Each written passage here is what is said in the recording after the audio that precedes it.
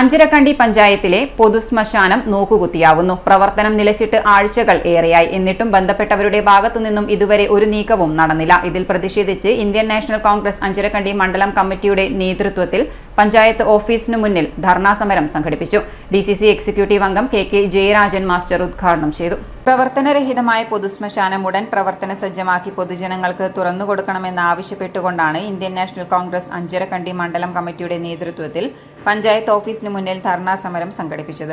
വില കുറഞ്ഞ അല്ലെങ്കിൽ ഉപയോഗിക്കേണ്ടുന്ന നല്ല രീതിയിലുള്ള കമ്പനി സാധനങ്ങൾ ഉപയോഗപ്പെടുത്താതെ ശ്മശാനത്തിന്റെ പ്രവർത്തനങ്ങൾ നടത്തി എന്നുള്ളത് കൊണ്ട് മാസങ്ങൾക്കുള്ളിൽ തന്നെ ഉദ്ഘാടനം ചെയ്തതിന് ശേഷം മാസങ്ങൾക്കുള്ളിൽ തന്നെ ശ്മശാനത്തിന്റെ പ്രവർത്തനം നിശ്ചലമായ കാഴ്ചയാണ് നമുക്ക് കാണാൻ സാധിച്ചത്. ഒരാൾ മരിച്ചു കഴിഞ്ഞാൽ ആ മൃതശരീരം നല്ല രീതിയിൽ സംസ്കരിക്കുക എന്നുള്ളത് നമ്മുടെ പാരമ്പര്യമാണ്, നമ്മുടെ കീഴ്വഴക്കമാണ്.